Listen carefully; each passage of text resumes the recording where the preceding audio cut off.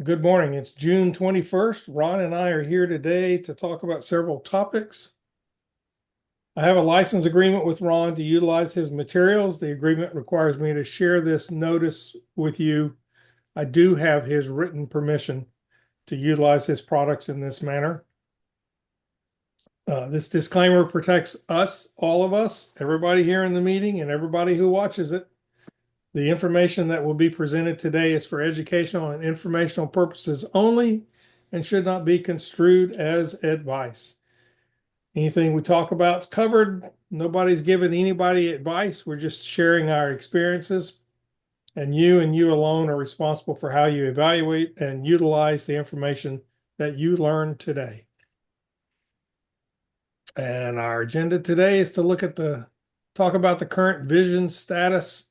Then we'll get into the market forecast, and then we've got a presentation and discussion about the VTAM black box.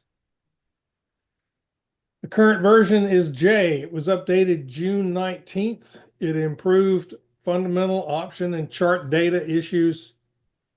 And I'll point this out. If you downloaded J on the 19th, if you got the notice through the software, you might notice some errors with the probabilities of assignment. If that's the case, then you need to make sure that you downloaded after the email notification. So when the email notification went out, Ron had made a little patch to the first edition of J that went out.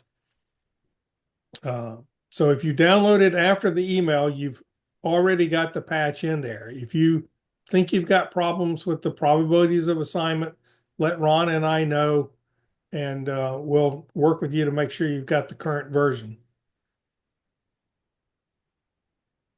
If you're running on a Windows 10 or 11, I guess, or the latest version of Windows, you need to run it in a compatibility mode. Make sure that you download the PDF.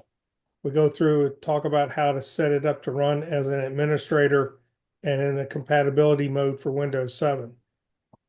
And I've added this comment: if some of the traditional Visions programs have issues, you can try our online version. We'll see a little bit of that today. But that's at pivisions.moneytreevisions.com. You have to have a username and a password to get into that. Be glad to provide that to you. Just understand that that's a work in progress at this point, but we pretty much got almost all the functionality of Visions there. And with that, here's the market forecast for 2025. Take it away, Ron. Morning, everybody. Morning. Morning. Okay, well, what did we start out with at the beginning of the year? It's, 6 months ago, we said interest rates could be flat for the year. They have been flat. Unemployment thought they'd go up. Well, unemployment has not gone up. It's been flat, maybe, very, very flat. So we maybe have that one wrong, but, we've got 6 months to go. Price of oil down. Right now it's going up. Okay, so this whole Middle East situation is causing some difficulty. So that could be one that we want to look at here going forward. Growth rate flat, U.S. dollar stronger. It's the first year of the presidential term. Consumer sentiment flat, and the Federic chart going from C to A to B. So with that, we have the forecast. And forecast and the actual, the blue is the forecast. And the actual, you can see we're kind of disjoint between April and May, but the two lines are merging, and the actual is getting back close to what our forecast is. So this is where we are right now, and where the forecast said we would have a nice uptrend for the year. And the question is, are our factors representative of what's happening? And I think, Tommy, you can go live with this chart. And we can adjust the factors. So here he's signing in. And as I was saying, we're going to be using the market index simulator today, but we've got Outlook, we've got chart search engine options and fundamentals that we're working with. And hopefully we'll improve this by adding a trade planner to it. But nevertheless, this is the online version that I was talking about earlier. So here the settings come up as default. This is what I just went over, and we're saying that, okay, what happens if we change the price of oil and say that it's going to go up? It's up right now. And if it stays up for the rest of the year, that would be an up indication, okay? So now, here's the new forecast. The blue line has gone down, which you would expect. Price of oil going up is a drag on the economy, and therefore that the S&P 500 will not achieve the numbers it had before. Plus, look at the black and the blue have now merged here right at this point in time, and the only one we changed was the price of oil. So if this continues at a higher price, then yes, the forecast is going to be lower, which you'd expect. And the other question is, what are the other factors that we're looking at? Interest rates, I don't think they're going to change a lot. A quarter point, half a point is pretty flat. So, then unemployment, we said unemployment up. Well, if we have a slowdown in the economy, it might be going up, okay? So if the price of oil goes up and slows down the economy like the blue line suggests, then maybe unemployment being up is correct. So I wouldn't change that one right now. So the factor we have that's affecting the forecast, maybe will affect is the price of oil. And that's related to what's going on in the Middle East and Ukraine and Russia, all those issues, China. It's very difficult to anticipate what might happen there. So be cautious here. If the price of oil keeps going up, it's going to, drag the economy going forward. So don't expect that, everything to go up, okay? It could be very choppy and, you won't, get things that are going to increase in value. So it may, because the forecast, the blue line, you can see it's not straight up there for the next couple of months. It's, it's up a little bit, but not significantly. So. Yeah, and just Ron, to add on to what you're saying. So here's what that does to the forecast for the Dow, and then also for the NASDAQ. All of these are with the new settings of oil up. So, right. But even going back to the S&P 500, even with the oil up, which pulls it down, we're still looking at a 15% increase for the year, which is, a reasonably good year, right? And a lot of that is expected at the end of the year. So maybe all the turmoil in the Middle East will be over.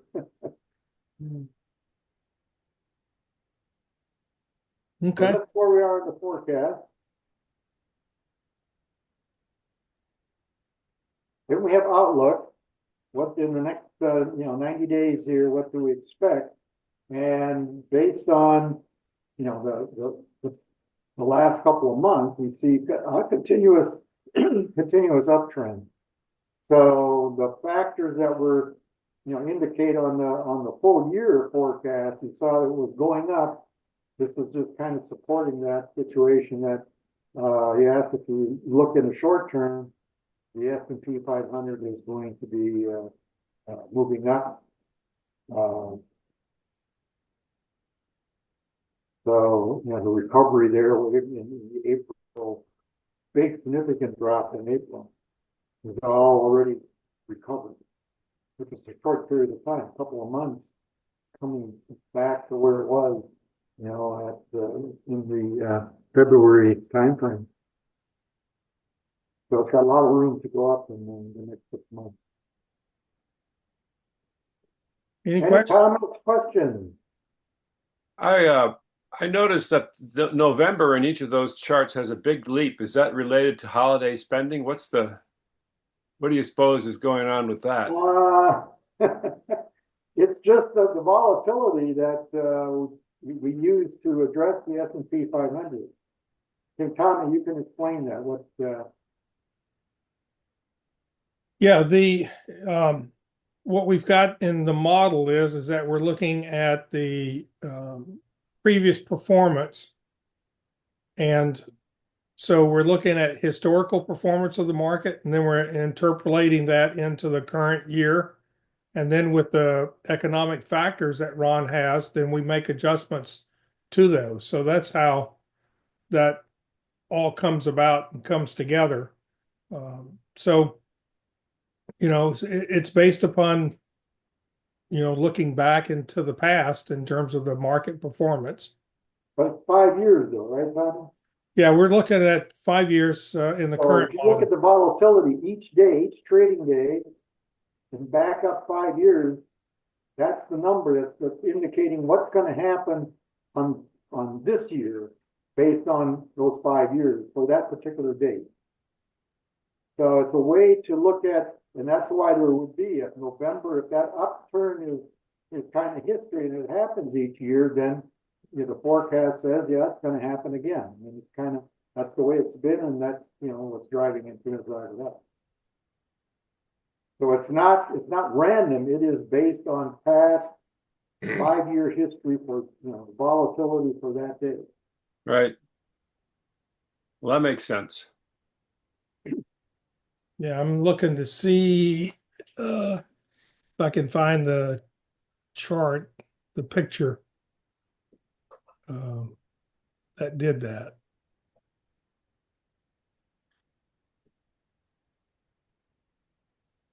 No, I don't see it. While you're looking there, Tommy, the question I have is I read a local news article that was saying that consumer sentiment is dropping rapidly, and they were surmising that was because everybody was trying to buy durable goods and big ticket items ahead of the tariffs. So I guess my question is, does the consumer sentiment have the same effect as oil prices on the chart? So if we went to falling consumer sentiment, does that have the same impact going forward as just keeping it flat? We could We'll test it I here. think we did Just flat a right minute. now. We'll back Okay, up. So here's the to answer the question with a little bit more detail, yeah. So we've created a program. So this is program that's ours. It's not like we're relying on somebody else.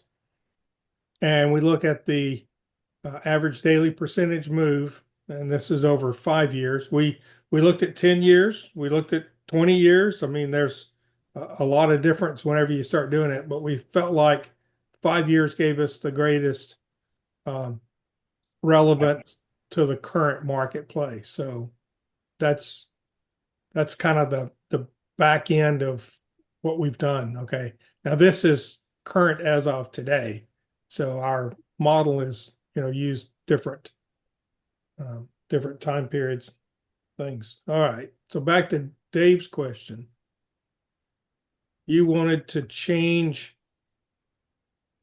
consumer sentiment, and you wanted to make that what? Down? down. Yeah.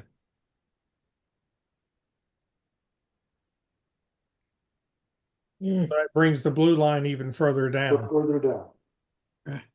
So And it changes the percent increase from 15 to just below so 12. it's a big impact, yeah. Okay. 30% drop in the forecast. 15 to 11, right? That's 4 points.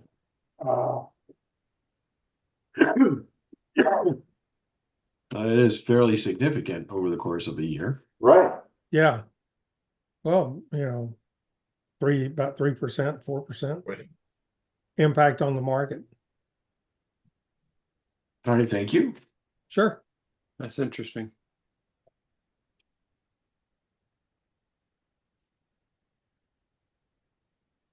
And let's see, I guess it's down here at the bottom, back to the dashboard. So anybody with a username and password can have access to it. I might as well, just quickly touch, like if you go to charts, you can enter charts.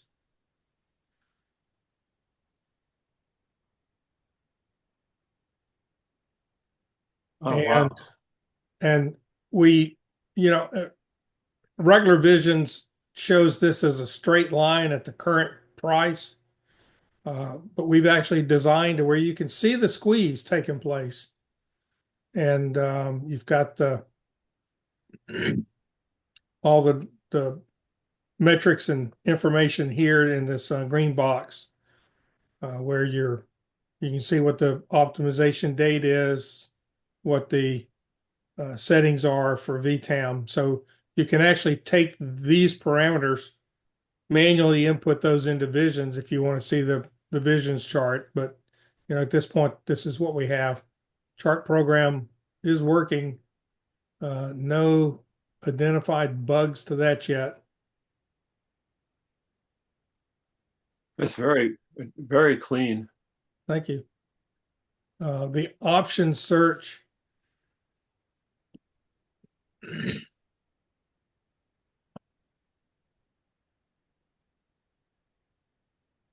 You've got the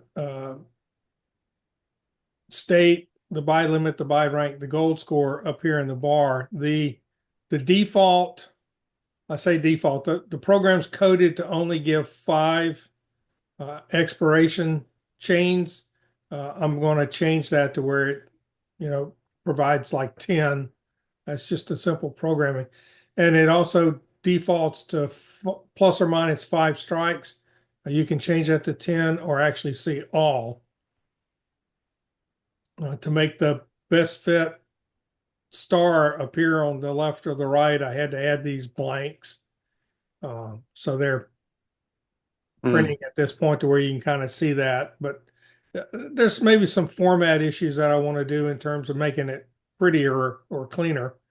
The P of A's for the calls are correct.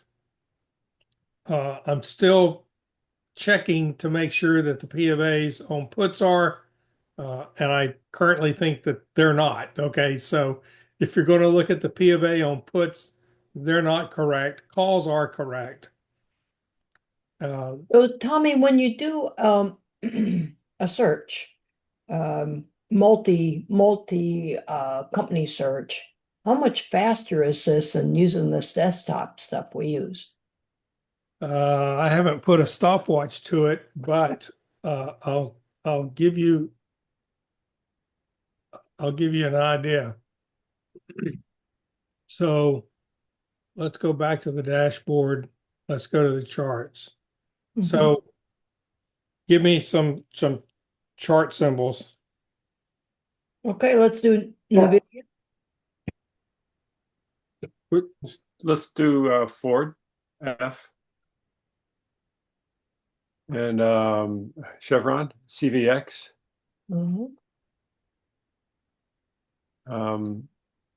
Altria MO.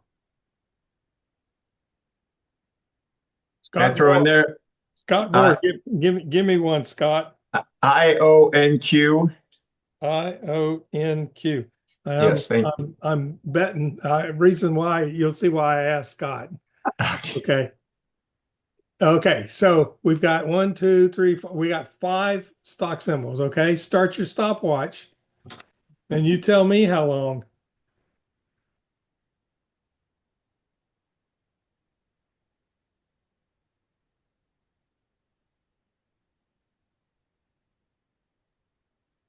So there's Apple, there's Ford, Chevron, MO, and it don't have VTEM settings for IONQ, but it has sent me an email that I'll get, which tells me that the user who requested it. So I'll be able to say, once I run the VTAM, and I've got a separate program that runs that and puts the file up here, What I'd like to do eventually is I'll integrate that so that you'll never see this. It'll actually, instead of sending me the email to manually run the program, it'll run it automatically. Very cool. But as you can see, I mean, it's fast. Yeah.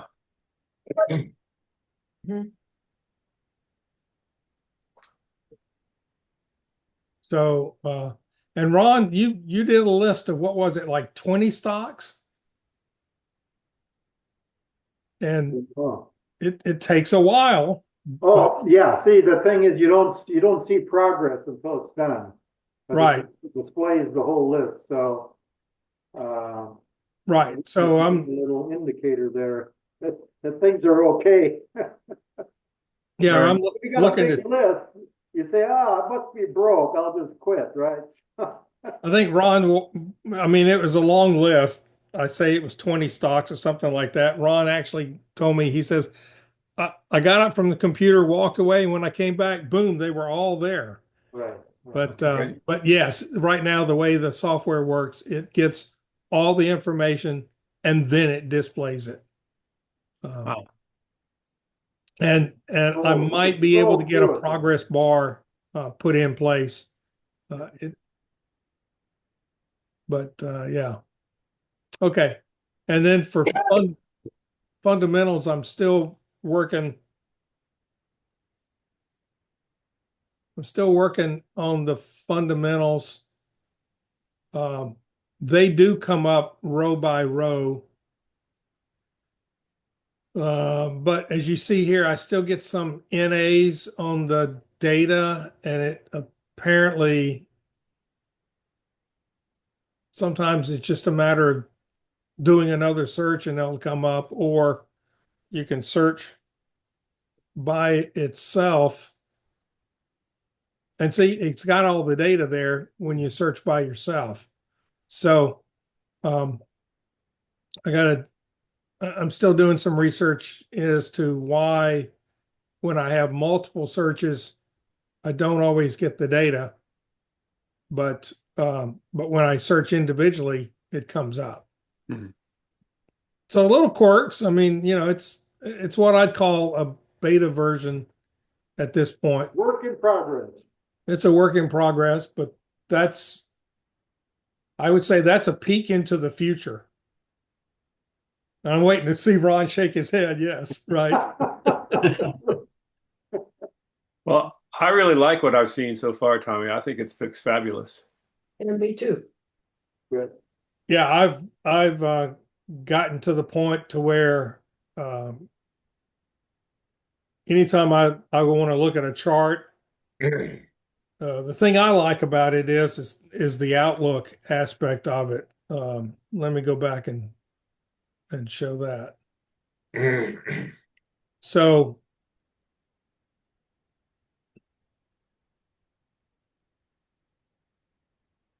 this is the thing that I look at relatively quick. Like while I'm in the trading day, it's kind of like, okay, I'm going to sell a call on something. Okay, where's it going to be? Where does it think it's going to be? And let's see, what was that ticker that you had, Scott Moore? What was it? IonQ. IONQ. IONQ. Yes. Now this program, if it doesn't find, no, it couldn't generate it. Okay. I have a routine that if it's missing the bias file, then it generates it. But apparently I got a bug there. So I gotta go back to that one.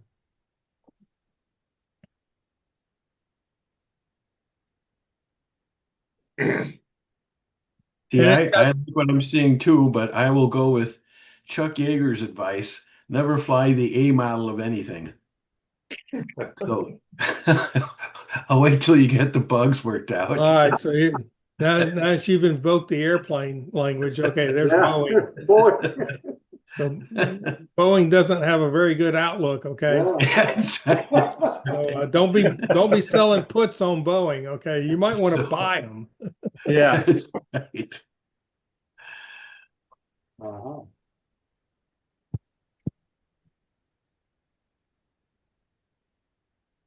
Well, I think that's a wow.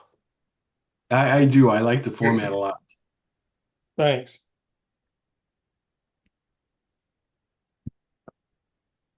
Hmm. Yeah, I'm actually thinking uh, of maybe adding over here to the right hand side. What's the price for next Friday, and then what's the price for Friday 2 weeks, 2 weeks out. so that whenever, because I like to sell calls that are going to expire on some of my equities. And so, yeah, I'm thinking about a little table over here. It shows 1 week, 2 weeks, and maybe the next monthly, you know. Uh-huh. That'd be great, Tommy. That'd be helpful for me. Yeah. Yeah, I mean, it'd be helpful for me. Okay. But, Mhm. yeah, so Ron and I sometimes talk about these things, what would be great to add to it. So Right. it's gonna be just like what Ron did with Visions. Bob Anderson, you've been around since the very beginning of it, as it all came together and all the features got added and everything. I'm sure that this no doubt will be the same thing. And I just wish that we had done it 5 years ago, or 10. Why Well, didn't you, use Tommy? AI then. I'm sorry, what? I did Why an didn't you? analysis Why didn't I? right Well, off I can show you. Uh, mine. back about 4 years ago, I did start working on some of the routines using Python. That's why it says PY Visions. That's for Python Visions. And so I did. I took a year to learn Python, and then I started writing code, and I got some of the things kind of running, um, but I didn't know how to put it on the web. And so I was studying how to do service as a software as a service and all these other things. And Wow. anyway, I, the Python language came to the point to where they started making those kinds of things easy. So you can take code that runs on a desktop, you can modify it slightly to incorporate what's called Flask, Flask, and that can help drive it. And then this website, it's actually out in, I think they're hosting out of New England, not New England, just regular England, Great Britain, and called Python Anywhere. And when they got up and running, they incorporated it and made it real simple to take a program and put it on the web with an application. So that's why I didn't do it 5 years ago. Well, plus now Tommy has been using AI to do the code. He says, Oh, no, I can't share all our tricks now, Ron. Yeah. yeah, Well, that makes Yeah, a but- heck of a lot of sense. But yes, so I do try to use AI. I say try because a lot of times it'll have me going off the wrong way, and I'll have to say, "Hey, wait a minute, that's not right." So AI is not 100% correct in it. You still got to know. Um, you got to understand the logic and how things are, and you still got to understand syntax to a certain extent, but it can write blocks of code quicker than I can write blocks of code. that's the amazing part. You tell it what you want, so they go, this is what I want to do, and it comes back with the code, the program. Because we've been trying to, increase the speed of the VTab, the optimization and the chart. And the AI came back with all kinds of different alternatives. We'll try to do this and do that, and yeah. Wow. Totally amazing, really.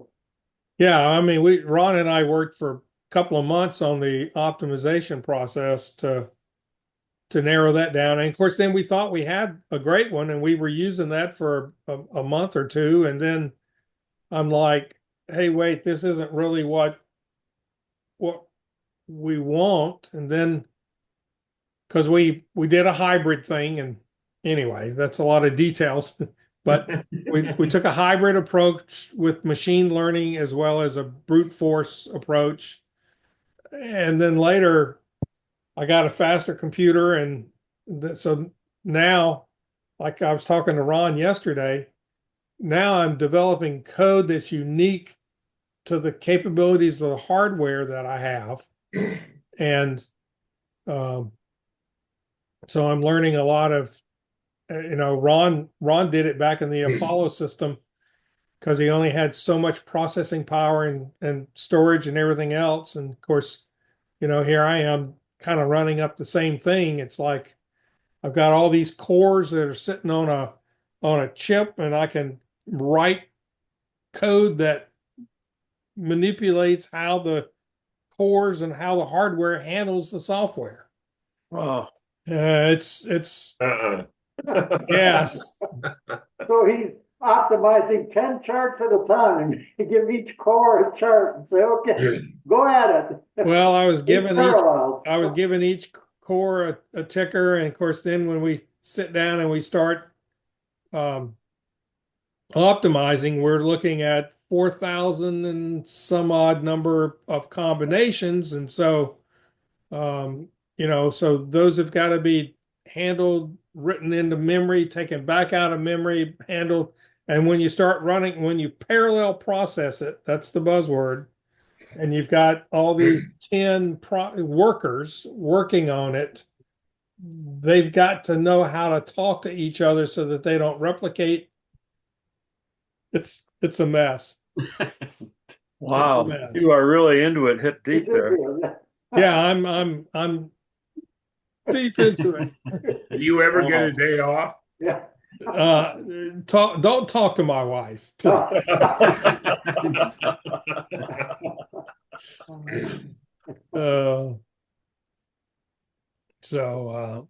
No, Appreciate the hard work, Tommy. I do take a day off. There are times when I just step away for a couple of days and come back. But Goes to Georgia, sees the grandkids. there's daily notes as to what's what and where I'm at and what's happening.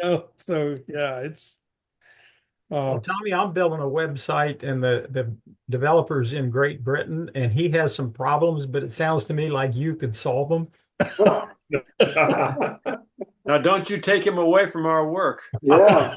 Oh, no, I wouldn't do that. All right. No, I appreciate those kind remarks. But yeah, that's where we're headed. That's what we're working on. Okay.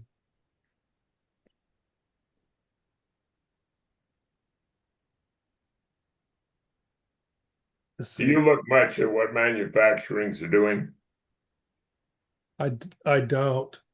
Uh, I rely on you to tell us those things. I get a monthly report on the recycling industry and what's going on in it. Some of the paper mills that for years have run 24/7 are down to running maybe 2 weeks out of the month. Whoa. Wow. The value of scrap paper has gone down because there is no demand, because there's no demand from manufacturing on excessive amounts of packaging because they're not producing as much. Okay. It's interesting to watch because ultimately that's got to affect the economy. Yeah, it's bound to. Okay. You ready to talk about the black box? Let's do it. Let's do it. I could identify the user who asked this question. He's in the meeting. That's a clue to anybody. How does a stock go from a wait to a hold? Or how do you have a stock? How does it get a sell without a buy? And of course, you conclude something must be wrong with Visions because it loses track of the positions, right? Well, I've been listening to a lot of music lately, and when I was putting the presentation together, I thought, well, the answer, my friend, is blowing in the wind. But actually, there is a logical explanation. The black box is just doing its job. And so let's look at a few examples. I've got two of them here today. This is CME. You'll note the optimization date is January 10th. That's shown in the bottom left-hand corner, and then I drew this line. So everything to the left of the line is what Visions was looking at when it came up with these settings for VTown. And today, the top right-hand corner, you see that it's prepared at about noontime yesterday. We were sitting at a wait. There are two buy-sell cycles that the stock is going through. You can see the blue and the green of the buys and the sells, and they were both gains. And that produced an annual return shown here in both places of 9.8%. It's shown there on the chart as well as in this buy-sell trade report. So if you run the black box, Just make a note there now, Tommy. Did everybody understand? Just back up one again. So this is the settings that were set for this chart on the date. What's the date down there in the left-hand box? it's January 10th. January 10th, 25. So this was optimized 6 months ago. And based on that, those factors, this is what should, basically been happening. This is would have been the return if you would use those on a continuous basis. So go ahead. So now that Tommy's running the black box. So I run the black box. Are there a set of better variables going forward? Okay, since this one was 6 months old, that would give us a much better return. So now we've moved the optimization date to what was at that point today, which was yesterday, same day. And now all of a sudden the stock is in a hold buy. And all we did was change the optimization date, but we actually changed a few other things. As Ron was pointing out, we've changed the settings. I didn't go through and pull those out to show the comparison, but the buy limit fractions at 0.5, the range is 10 weeks, sell on upside is 10, or sell on loss is at 5. We ended up with 4 buy sell cycles, not including the one that we're currently in. And that gave us a better 12-month gain than what we had previously.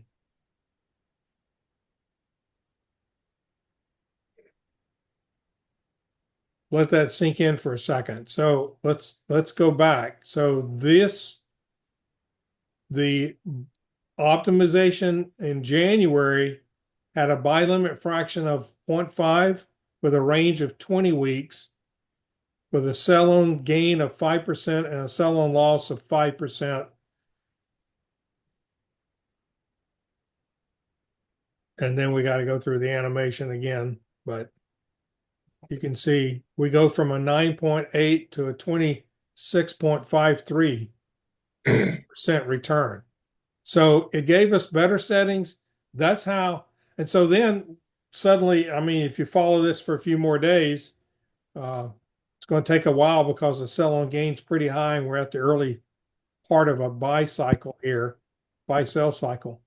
But if you were following along and suddenly you see, oh, I've got to sell, where was the buy? I didn't have a buy earlier. That's probably what's happened. The optimization date changed. And Visions is set so that when you run the black box, any stock or equity that's in a wait state, it runs the optimization process. And our online version handles that similarly. So Visions automatically is running the black box and is looking for these better settings. It's not something you have to manually go through and do.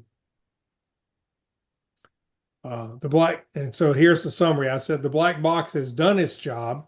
It looked at a different time frame and it found new VTEM settings. These settings improve the annual return and would be used moving forward, like Ron said earlier. And sure, it went from a wait to a hold buy, but now those settings are going to produce more opportunities moving into the future. And I think that in terms of talking about that, you can look and see where the Vision's V is. It's way down below the current price. And so it's with those settings, it's not going to generate any kinds of opportunities because we want to see stocks trading in the V for those kinds of things to take place. So you can see then after we optimize, see how the V has now moved up and there's more stock trading days within the V. So that's in terms of, looking and seeing those kinds of things, that's why we say it's going to provide more opportunities in the future. It's moved the V up closer to where the trades are taking place. Okay. Let's look at another one. Another example I've got, PHM, Pulte Group. Optimization date. Now, this one's pretty recent, June 8th. And you would think, okay, that's probably good enough to keep moving ahead. There's not really a whole lot of price action changes between June 8th and Friday the 20th. It's in a wait state. We can see there's the optimization. It's in a wait. And we've only got one buy sell cycle that took place back in August and with the sell early October. And we've got a 14.48% return. Just a simple optimization. What was that? It was on the 6th. And so now it's here on the 20th. 10 days later. Well, not 10. 14 days later, 2 weeks, we get a entirely different kind of chart. It's now optimization date is at the end of the chart, and we're now in a hold buy, and the number of buy sell cycles has increased to 2, and it's currently in 1. But look at this, the annual return. We went from almost 15% to 25%. And that's just 2 weeks later. So again, as the black box is looking at these equities, it's not always the old settings that produce new ones. Here's an example where relatively what you would think would be a new setting, it actually found something better just 2 weeks later. Okay? So for clarity, is it optimizing every time I run the chart cycle? I mean, when is it optimizing? Every time I use it? Not every time you use it.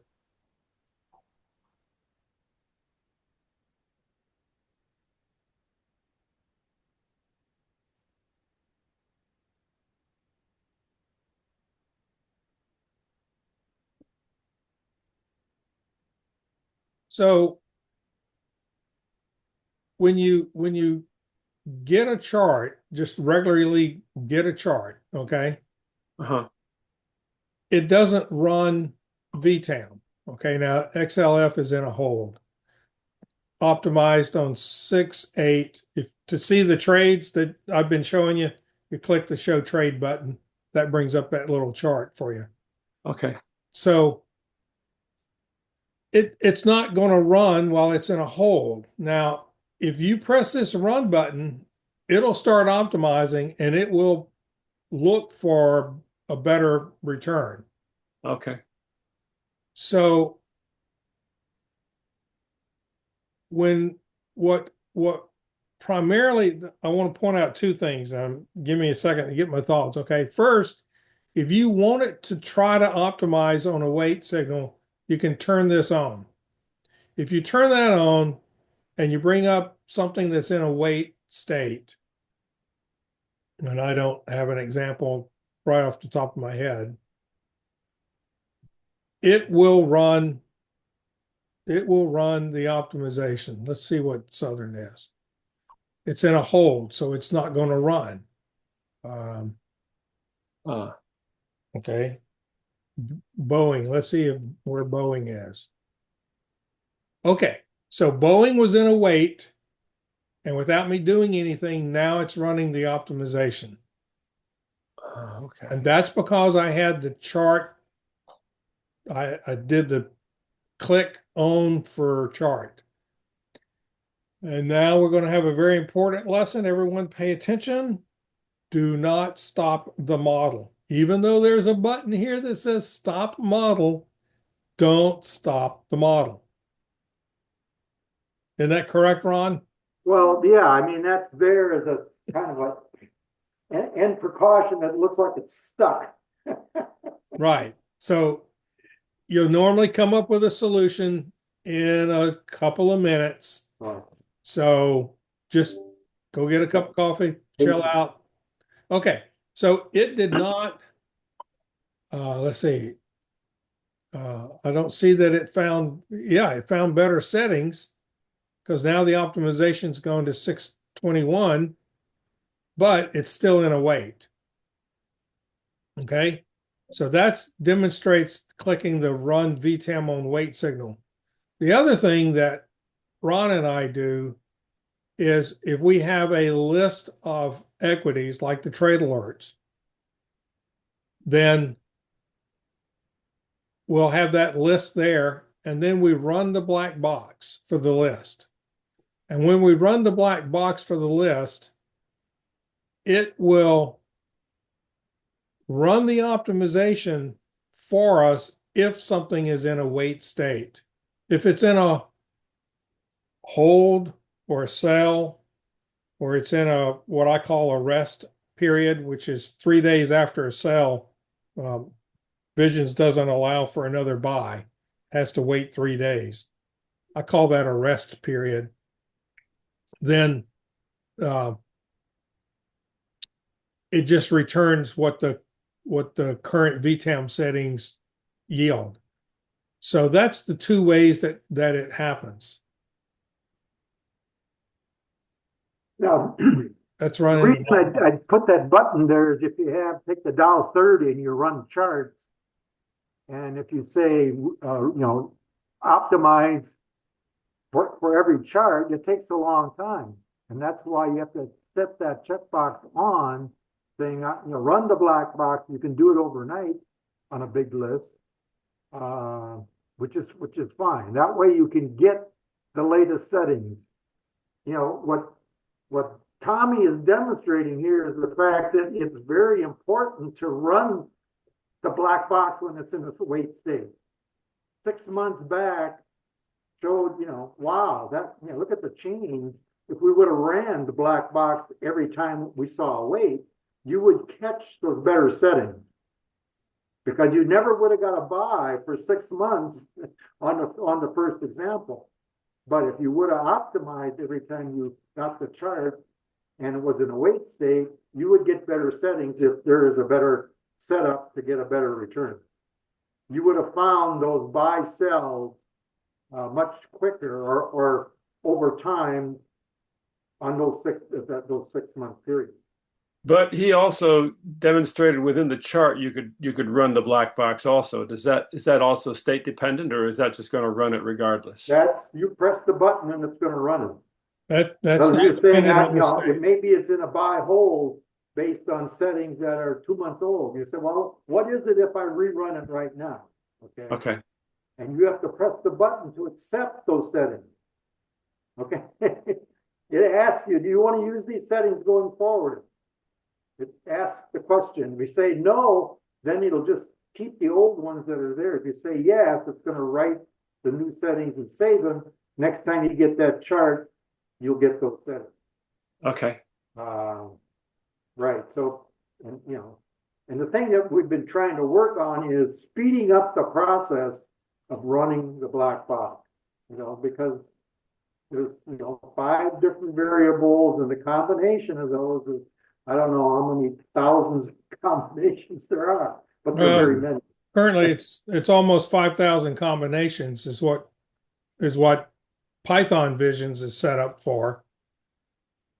But and that's the same thing that Visions. So the settings in Python Visions is the same as the settings in Visions. So yeah, it's almost 5,000 combinations. Wow. And so we can, as you saw, I mean, Visions runs through it in about 2 minutes. The Python version runs in about 2 minutes. I mean, it's It is. it's relatively quick. And it's all computation, so it's not waiting on anything. Yeah. So make sure you don't have paper over your fan outlets. You don't want your chip to get too hot. But it's running in 100% basically. There's no wait time, no internet access. It's crunching out there, so.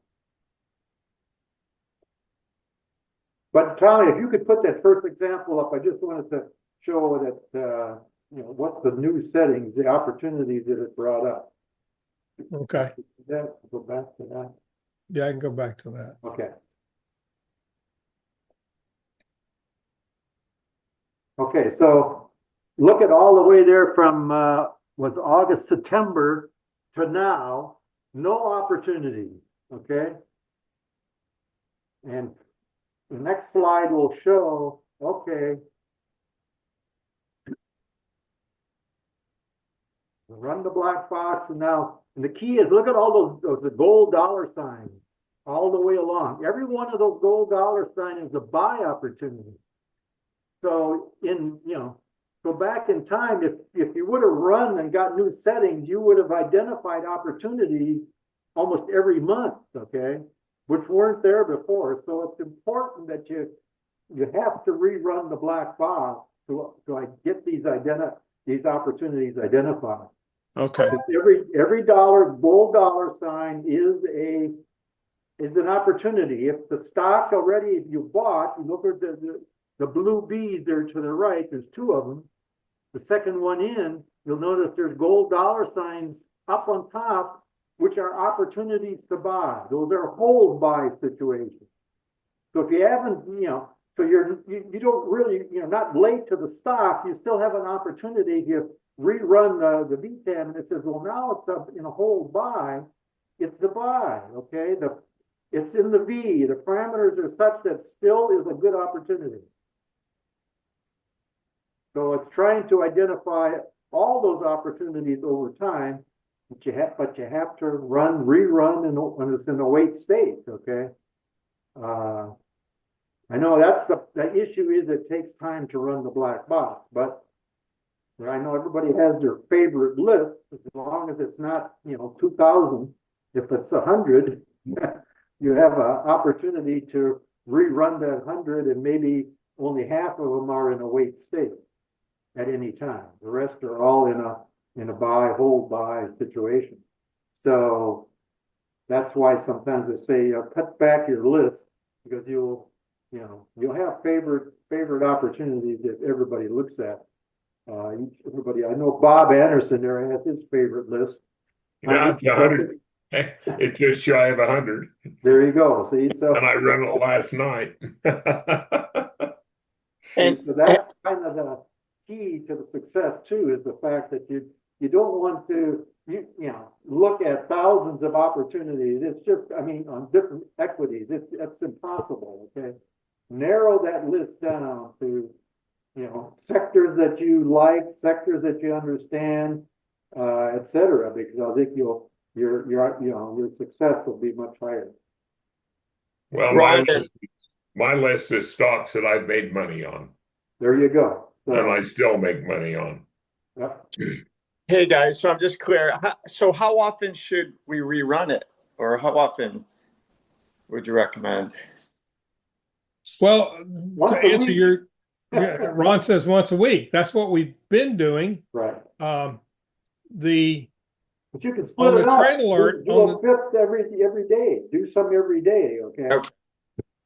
On the trade alert, that's built into the process of us selecting equities. Okay. So that happens every Friday night. So once a week is what we do for the trade alert. For the MTV AID, we've been doing once a week, but now that I've gotten it to where it's relatively quick, I'll probably go to running that every day.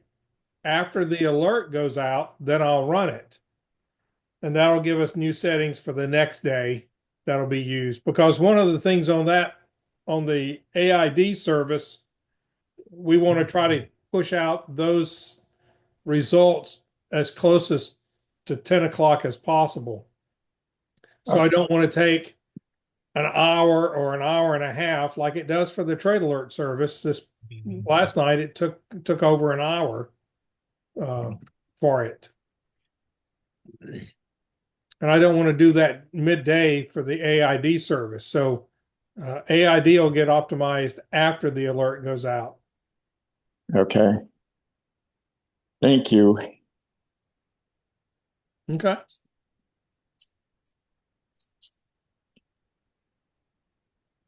Questions? We covered a lot of stuff today. I mean, I'm thinking now I'm just going to optimize every time I turn it on for this, I do mine weekly. I If it's run in a my wait list state. again, my list every weekend, and then I work off of the findings on that list to decide what I'm going to do for the upcoming week. Well, that makes sense. Yeah. But this is how I learned to do it forever ago, and it's worked for me. Okay. That's what happens when you originally come on the Mayflower. Yeah, you probably ran the DOS versions of Visions when was doing those, right? It's been a lot of changes over a lot of years. A lot of years, absolutely.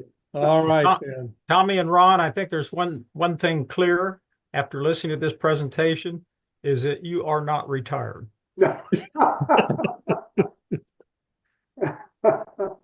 All right. Having fun. It's still fun. The challenge of the opportunity. If I start losing my motivation, I'll set up a GoFundMe site, to where all y'all can, There you go. can buy me a dinner, okay? Well, And hopefully it'll be enough money where I can take my wife too, okay? Yeah, there you go. well, we appreciate the hard work. Thank you. All right. Okay. Well, we appreciate y'all, being customers, good, loyal customers. So, Well, thank you guys. It's my pleasure to do it. all right then. Anything else? If not, we'll close up and see you all in July. Okay. I'm going That's to great. take my wife out for a nice breakfast now. Have fun with that. Scott's going to do the same. Thank you, everyone. Have a great Thank you. weekend. All right. Take Bye. care. Bye-bye. Bye-bye. Bye-bye.